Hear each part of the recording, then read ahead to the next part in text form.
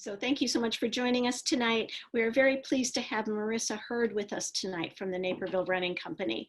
Their Wheaton store is open in the central downtown area at 102 West Front Street by appointment only at this time. Marisa has been with Naperville Running Company since 2012. And so I will go ahead and hand the microphone over to Marisa, and we will go ahead and get started. Thanks so much for being here tonight. Well, thank you so much for having me. I have to admit, this is obviously my first Zoom Good Form running clinic, so bear with me. I always joke that I'm really awkward, and Zoom just makes things even more awkward. So let's embrace the awkwardness. But no, again, thank you so much for having me, and thank you guys for showing an interest in having better form and proper technique when you're out running or walking.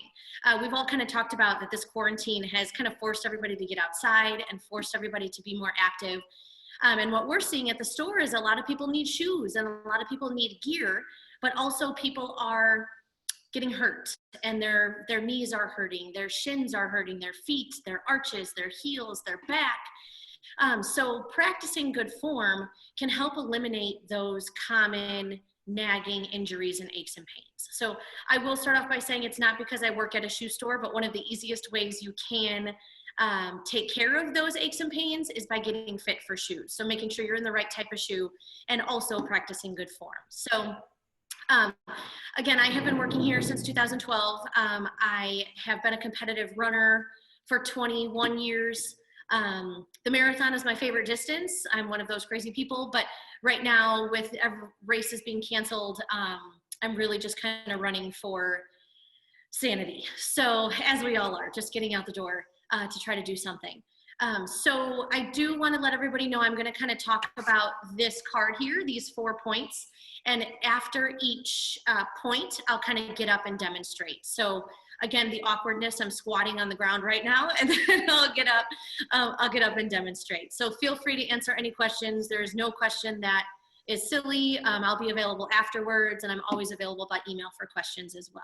So again, the whole goal is to keep you injury-free, to keep you enjoying your walking, your running, whether you're just starting to run or whether you have been a runner for a while, but maybe you've been dealing with knee pain and just kind of some chronic injuries. So I do also like to say when I teach this class that a lot of this you're going to think is kind of obvious. You're going to be like, she's telling me to stand up straight? Like, really? That I'm sitting here through this? But it's when you put all of these tools together in one run, in 1 week, in one fitness journey, you will really find the benefits. And the other thing I do want to make sure you know is very important. There isn't one best way to run. I would never tell someone, oh, you're doing this wrong. The most important thing is that you're doing what is working biomechanically for you. There isn't one right way. There isn't one wrong way. There are ways to tweak what you're doing to make it better for you, but I'm not going to be the one to tell you that you're doing something wrong. So the whole idea is just to make yourself more efficient and to, again, help you enjoy being outside and moving. So the first one, our 4 steps are posture, midfoot, cadence, and lean. So posture is the one that is funny because that's like literally, yes, I'm telling you to stand up straight. But you can also kind of look at it as, and I have a 2-year-old toddler, so I'm sorry, but head, shoulders, hips, knees, and toes. So those are all things that you can think about when you're out for your walk or your run. And it's one of those mental checklists that, let's say you're at a stoplight or you're about to go for your run, you want to think about your head, shoulders, hips, knees, and toes. So the first thing is that you want your head straight. One trick is if you have a hat on, you always want to kind of be looking at under the brim of your hat. You don't want to be looking down too far. You don't want to obviously be looking up. I know when I get tired, I kind of cock my head to the side. You always want your head straight ahead. You're moving straight. Everything else should be going straight as well. Your shoulders. You might see a lot of people in a race photo, or, if you see them on the prairie path and you can tell they've been running for a while, their shoulders might be all the way up here. Or you might just be tense. If you work all day and you're sitting and your shoulders, you're kind of constantly tense like this, you want your shoulders relaxed. And again, I know that's way easier said than done, but it's one of those things, you roll them out a little bit and you can relax those shoulders. By relaxing your shoulders, you're relaxing your upper back, you're relaxing your chest. By relaxing your chest, you're going to be able to breathe easier into your diaphragm. So all of these small little tweaks make a huge, huge difference when it's done correctly. So then we move down into your hips. I always like to consider, think of your hips as a bowl of water. You don't want to spill your bowl of water when you're out for your run or your walk. You don't want your hips to tilt too far forward, and you don't want your hips to tilt too far back. Don't spill that bowl of water. So keep your hips straight. When I stand up, I'll show you, I have a little bit of scoliosis. So for me, my hips kind of tilt naturally. So it's been a long journey for me to kind of constantly keep my hips tilted down so I don't spoil or spill my water. The other thing, sorry, I'm going to go back up a little bit. In regards to your shoulders, you also want to make sure your arms are moving straight ahead. You'll see a lot of times people cross over their body like this. Every time you do this, you're cutting off much needed effort from your diaphragm. Your diaphragm is what helps you breathe. That's, probably the hardest thing when you're running is trying to breathe correctly and getting enough oxygen in. So every time you cross over like this, again, we're not moving, we're not running side to side. You want to keep your arms straight ahead. My high school coach always used to tell me, hips to lips. You want your hands hips to lips. I also remember my freshman year of high school, a long time ago, we held potato chips.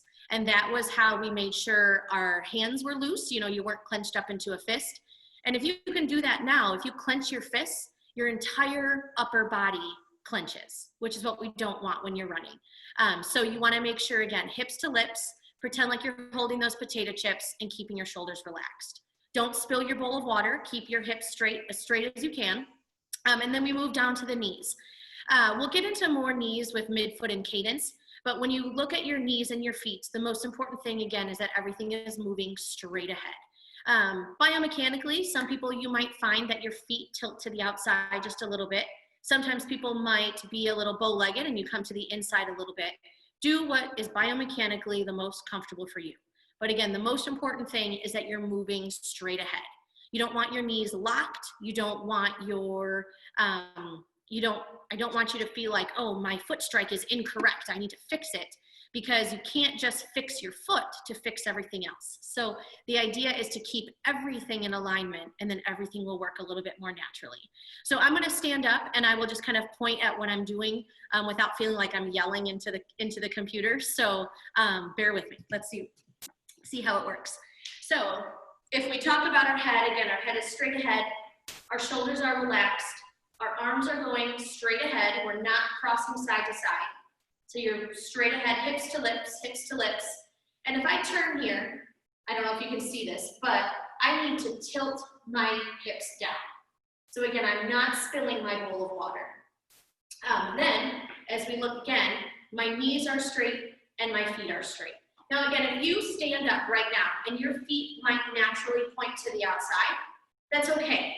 You don't want to say, oh my gosh, my feet are going the wrong way, I need to run this way. It's not an adjustment like that. If your feet point to the outside like this, that has to do with flexibility in your hips. So that's not something that a shoe can change. That's not something that I'm just going to make them go this way.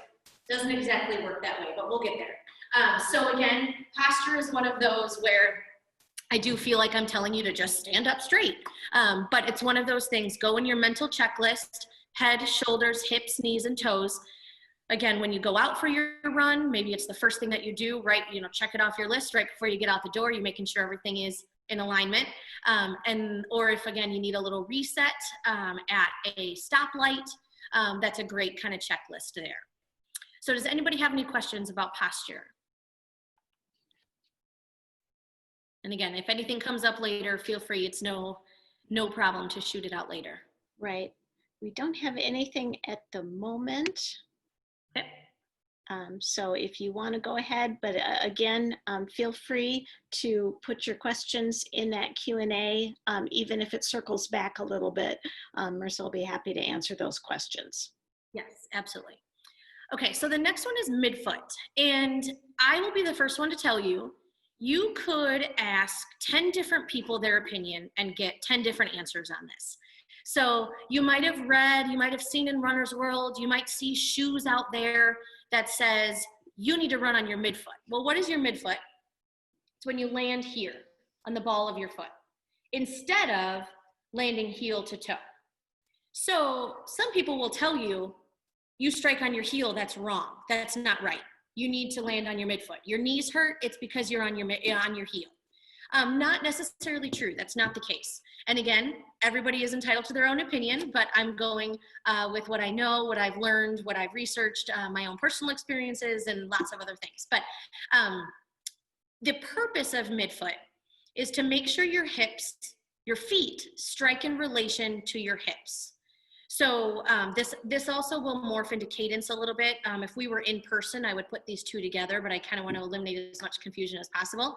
So when it comes to midfoot, the idea is that this is where you want to strike. This is where you want your body weight to strike the most evenly. And the reason for that is because by striking on your midfoot, you can't overstride. So you can't strike on your heel way far out in front of your hips, which is what is the leading cause of injuries, is by overstriding. So the idea with midfoot is that it's going to shorten your cadence. And again, this is why these kind of go together. Shorten your cadence and decrease the amount of time your feet are on the ground. If you can decrease the time your feet are on the ground, you can decrease impact-related injuries, if that makes any sense. So again, by decreasing the amount of pounding, the amount of impact on the ground, you can decrease those impact-related injuries like knee pain, shin splints, sometimes hip issues, lower back pain, that type of thing. So, and that's really why we're here, right? We're looking for tricks we can do to make this all a little bit more enjoyable and less injury prone. So I also am a heel striker. So that's why I feel so strongly that you don't need to be a midfoot striker to run injury free. But here's the important part, and I'm going to stand up and demonstrate this. This is the most important thing. If there's one thing that you get out of this webinar, I want this to be it. The most important thing is that your foot strikes under your hips. So the reason midfoot is so important is because if I'm striking on my heel, I might be all the way out here. You can kind of see my foot almost looks like a check mark. My knee is locked, my heel is digging into the ground, and look, I'm leaning backwards. Why do I want to lean backwards when I want to be moving forwards? So the idea is if you can strike on the middle of your foot, you can't overstrike. You can't overstride if you're landing on the middle of your foot. So the most important thing, whether your heel is hitting the ground first or your midfoot, is that you're striking under your hips. So that's where we get into cadence. But does anybody have any questions about midfoot? Because I'll go into midfoot a little bit more with cadence as well. Marisa, I confess that I'm much more of a walker than a runner, but I'm just wondering if that where you strike on your foot differs between running and walking. It does, yes. And that's where we'll get into cadence too. The biggest difference between walking and running is the amount of time your foot is on the ground.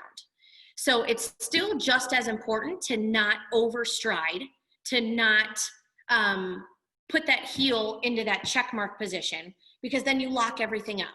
So the idea when you're walking or running is just to redistribute the pressure a little bit more evenly under your hips. Okay, it looks like we do have a couple questions coming in.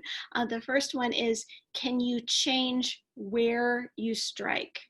Or maybe how you would do that too. Yes, Marianne, you definitely can change where you strike, and this is where cadence comes in. So I will get into that when we talk about our third point, cadence, because that, like I said, that's the most important thing that I want you to get out of this is how you can tweak that.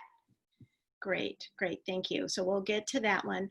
Next question, do you change your foot strike when going uphill or downhill?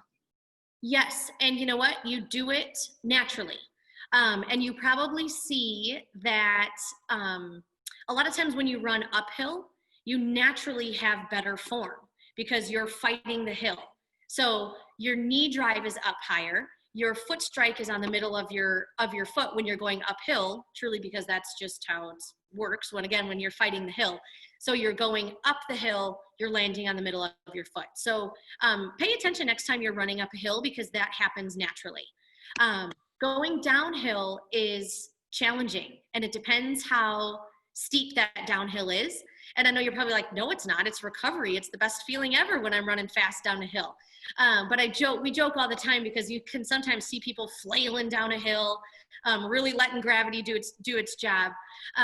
So you do want to make sure you're not flailing down a hill. It has to do a whole lot more than just with foot strike.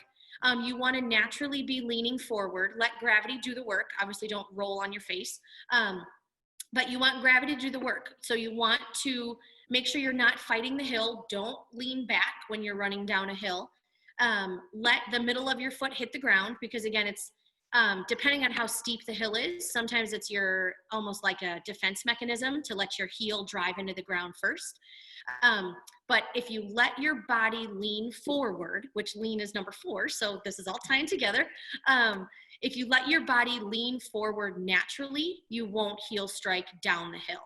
I can tell you, I just ran a very, very hilly marathon at the end of February, and the going up and down felt like I felt like a completely different person, because it was a whole lot of body changes all at once in a marathon, and it was 40-mile-an-hour winds. So it was very challenging, but you will notice again a natural increase in your form when you're going uphill, because you're trying to fight that hill. And then when you're going downhill, you want to make sure you're really focusing on leaning forward. And we'll talk more about that in leaning forward and let gravity do the work. Also making sure that you're keeping your shoulders down and keeping your arms straight. All of that will ensure that your foot is striking the ground in the middle of the foot as well. Great. Thank you. Next question. Can you tell if you're a heel striker or a midfoot striker by looking at shoe wear pattern? Yes. If you only run in your running shoes, then yes, your wear pattern will tell you a lot. If you're a heel striker, you'll see wear along the outside of the heel here. And then what I always like to tell people too when they come in for shoes, don't be afraid of this. This wear pattern here is not a bad thing. It doesn't mean you're doing something wrong. What's more important is where do you go from there? So is the primary wear in the middle of the shoe here? Is it too far out? Is it too far in? So yes, the wear pattern of your shoe tells you a lot if you only run in it.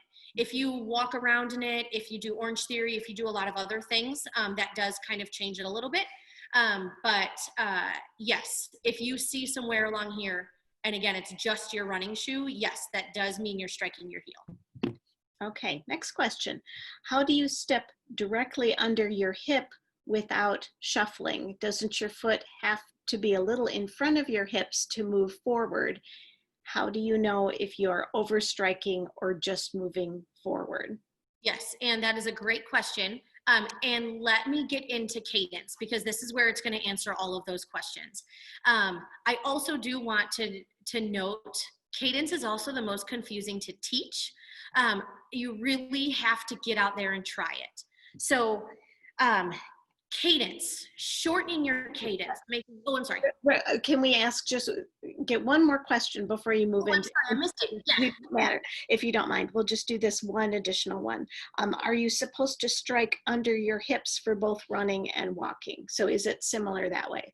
It is. You're going to feel a little awkward if you're trying to keep your feet under your hips when you're walking. Mostly, again, just like we were saying, because your feet are on the ground for a lot longer time. The most important thing when you're walking, you don't want your knee to lock.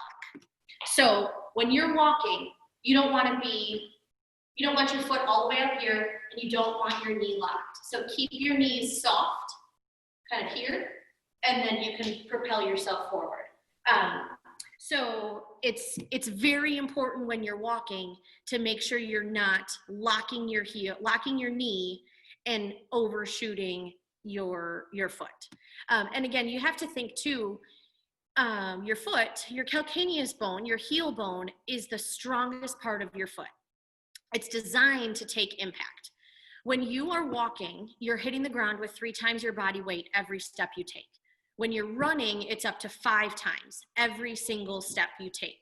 So your heel is designed for that. It's built to take that impact. But what it's not meant to do is take that impact over and over and over every single day, locking your knees, locking your hips. That's why it's so important to make sure everything is moving fluidly together. Instead of, like I said, slamming that heel into the ground out in front of you by keeping your knee locked as well. Okay, thank you so much. Sorry for that quick interruption, but I think we're ready to move on to cadence. Okay, perfect. So like I was saying, cadence is really confusing just to kind of talk about, but I'm going to try to give you as many tips as I can. And I really, really, really would encourage everybody to try this. When you go out for your next walk or run, try doing this cadence. So where this came from is a coach called Jack Daniels, the coach, not the drink. And he studied 3 different Olympic games, the 5K and 10K in the Olympic Games. And he noticed that every Olympian had 180 took 180 steps per minute, which you're like, what the heck does that mean? That's a lot of steps. I don't know. That's 3 steps a second. So there had to be something to this, right? If every Olympian is doing this from every country, different running styles, different running forms, but everybody's turning over this quickly. There has to be something to that. I will tell you, 180 is this number that Olympians do. We're not all Olympians, right? So the most important thing I want you to get out of this is you have to find your 180. So the average runner has a cadence of 150. So that's 150 steps per minute. 150 isn't bad, but the most important thing you want to do is find your cadence and see how you can improve it. So how can you do this? It sounds kind of annoying, but you can download a metronome on your phone. Most people run with their phones now. If you don't, you can count in your head, but download a simple metronome app on your phone and run with it and put it on for 1 minute. And then that is how you can run your 150 or 180. But what's more important than that is finding out where you're at. So how do you find what your cadence is? One of the easiest ways to do it, for 1 minute, count how many steps you take on 1 foot. So just count one side, otherwise it's kind of, you've got too many numbers in your head, you're looking at your watch, and has it been a minute? I like to set a timer, but so for that 1 minute, count how many steps you take on 1 foot and double it. And that's your cadence. So you are going to have a longer, I should say, again, this is confusing. Your cadence is going to be shorter, meaning it's going to be like 130 or 140 if you take long steps. So the idea is if you can shorten your steps, quicken your steps, you're going to increase your cadence. So as we go back to that, if I am, here, wait, I'm going to pull this up here, if I can get it to work. So if I am out for my run and I'm going to run for 1 minute, I'm going to count how many steps I'm taking. For that 1 minute, I'm going to double it, and it says I'm at 140, which that's fine. That's your cadence. And now we need to find what your 180 is going to be. And that's something that this is the most important thing that you can do to tweak your stride, to, again, pull your feet under your hips and loosen up your knees. So you cannot, and this is why I'm trying to find my metronome app on my phone here that is not working right now, but if you can't do 180 cadence by overstriding. So by being all the way out here. So by having 180 cadence, you're keeping your feet under your hips and you're taking quicker steps instead of shooting all the way out here. So, and that's why, again, this is very hard to teach in Zoom. And that's why it's so important that I think everybody needs to just try this. So you want to find what your cadence is, because if you can shorten your stride and increase your cadence. So get up to that 150, 160, 170, 180. If you can increase your cadence, you cannot overstride. So going back to Marianne's question about changing where you strike, this is how you change it. Because you cannot strike, you can't put that check mark in your heel with a quicker cadence. You know, your body doesn't let you do it. Now, again, I told you I'm a heel striker. So if you look at the wear pattern on my shoes, everything is the outside of my heel. But I like to consider it what's called heel sitting. So for me, my heel strikes the ground first, but I put all of my weight down right under my hips. So my heel hits first, but it's all under my hips. And again, just try this. It's kind of awkward because you feel like you're counting and you don't want to change too much because you want to see where you're at. Again, if you're at, let's say you're at 150. My suggestion to you, get this metronome app, and they even have songs like on Google Play and iTunes that are set to specific cadences, like 170 cadence or 180 cadence that you can run to. But if you have this metronome app, they're free. You know, you can get rid of it and think I'm the most annoying person in the world after you listen to it. But download this app and set it. So you found that you're at 150. Let's say you want to try for 160. Set your metronome for 160 and go run for 2 minutes and see how it feels. It's awkward, it's uncomfortable.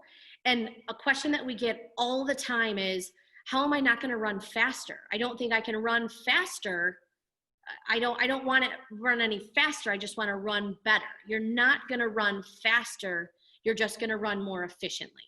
And then you'll notice too, you're naturally going to get a little bit faster because as you run more efficient, you can increase your speed as well. So I know that is really confusing, and we try a million different ways in person to kind of do this, but the most important way to do it, the easiest way to do it, is to just try it yourself. So Anne, regarding your question, stepping directly under your hip without shuffling, you won't be shuffling because you're lifting your feet up off the ground so quickly that it's not shuffling. Now, when we talk about walking, you want to find what your walking cadence is and really try to pay attention to where your foot is striking in relation to your hips. You'll see a lot of walkers too, and we're all guilty of it. You really do lock that knee and drive that heel into the ground. The idea is to not do that. Keep the knee soft and keep that heel, like I said, heel sitting instead of striking into the ground. So try doing that. Again, the one thing that you can get out of this is it, to be able to increase your cadence. You'll notice it's a little strange feeling in your hips because you are kind of shortening everything. So you're not overstriding. If you do have hip issues, hip flexor issues, glute issues, hamstring issues, a lot of that could be because you are overstriding. So again, add this to your toolbox, download that metronome app, and just try it. The first thing you have to do though is figure out what your cadence is right now. And don't feel like you're doing anything wrong. Don't feel like, oh my gosh, I'm at 135 and people are at 180. This is ridiculous. It's not that way. If you're at 135 or you're at 140, find your 150, your 180. Your 180 might be 150, your 180 might be 165, but find what's best for you because that's how it's going to be the most efficient for you. I see some questions. Yes. Do you think Garmin recorded cadence numbers are reliably accurate? Yes, Robert, I do think Garmin cadence is accurate. And the more you wear your Garmin, the more it learns about you. Not creepy at all, but it does learn about you. So yes, that is accurate. I still would, I would try to do it yourself just to see how close your Garmin is. Every time I've done it, it's pretty spot on. And you'll also find that changes as with anything on Garmin. You'll also find that it will change within a matter of minutes, whether you're going uphill or downhill. If you're changing terrain, that's all going to change. So it will take the average, but that's why I kind of like doing it myself too, to kind of see, okay, I'm running on a flat trail. I've been running for 10 minutes. I'm warmed up. I'm going to time myself for 1 minute and see what my cadence is at. Okay, and we've got one other question about cadence. They write, I have a Garmin and it says my cadence is 160 on average. I've tried to increase this and I can run for a short time, but still get 160 as average cadence on my runs. It also feels very strange trying to increase my cadence. Any help? Of course, yes. So 160 is great. And again, don't feel like that's bad. It depends, Darcy, if you're having injuries or aches and pains, if something has been kind of chronically bugging you. That's something to keep in mind too, if that 160 isn't quite working. And you're right, you can do it for a short period of time and it's weird.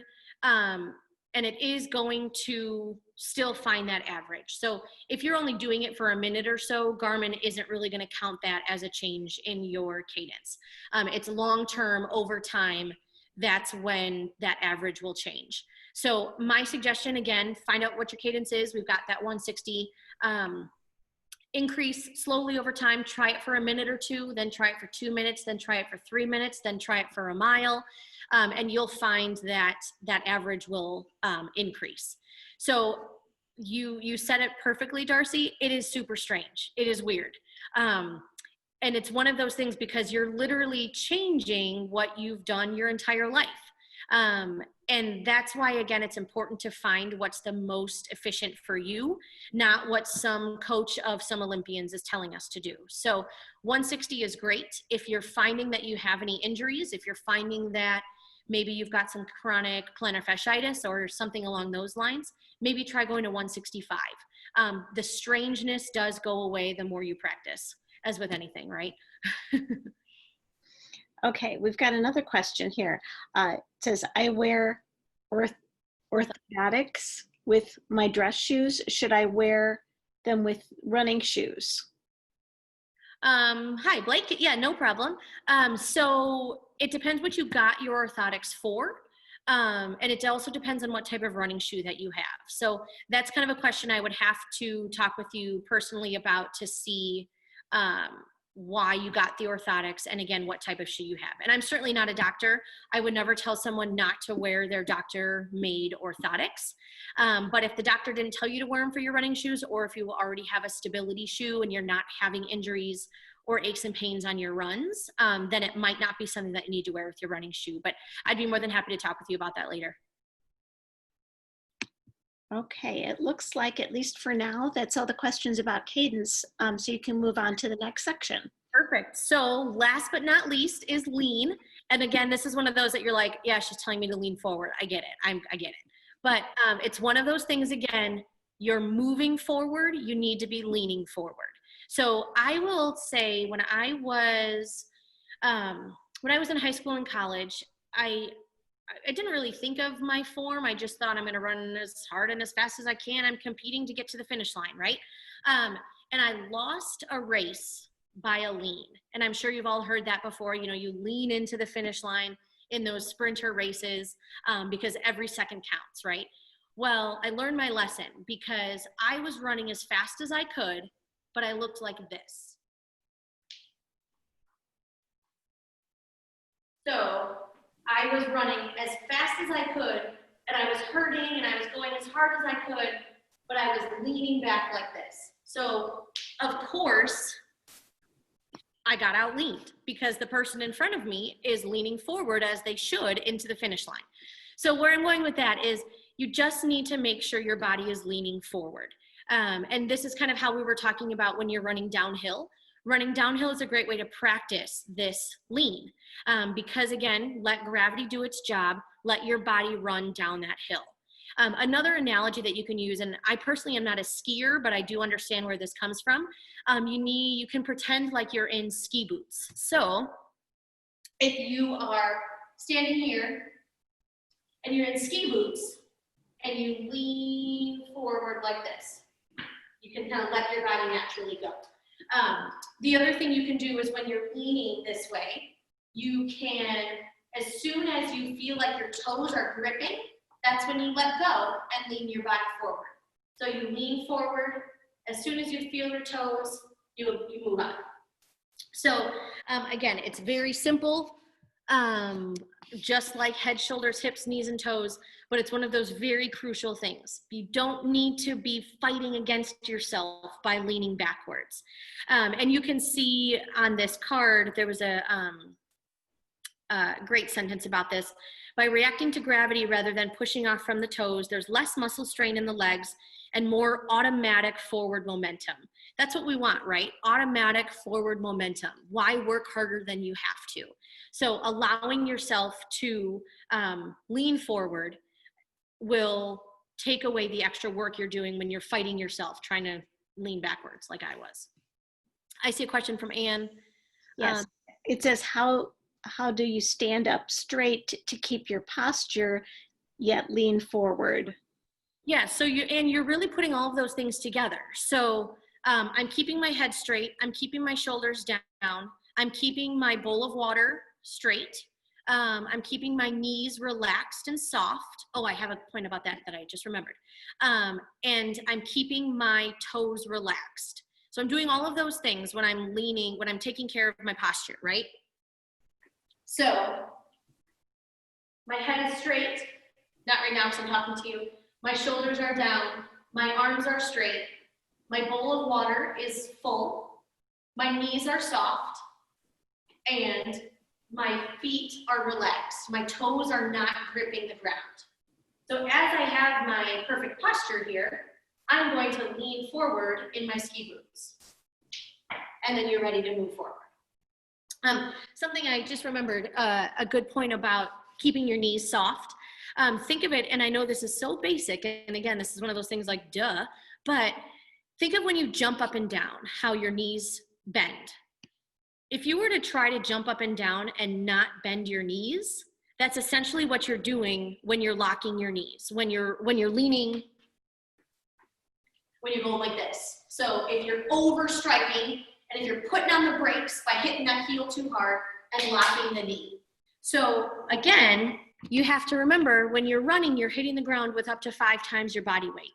You can't do that with a locked knee. That's where those injuries and aches and pains come from. So you need to make sure those knees are soft because when you're running, you're essentially jumping on each foot back and forth, and you don't jump with a locked knee. If that makes sense. Yeah. Great. Okay. Any other questions about leaning or anything else that Marisa has covered?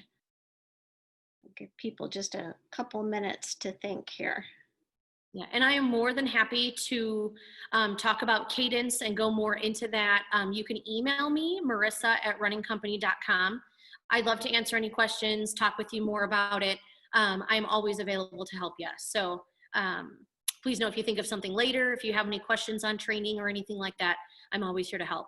And that's Marisa, MARISA @runningcompany.com. Marisa, is it okay if I put that in the follow-up email to everyone? Of course, yep, always here to help. I will do that.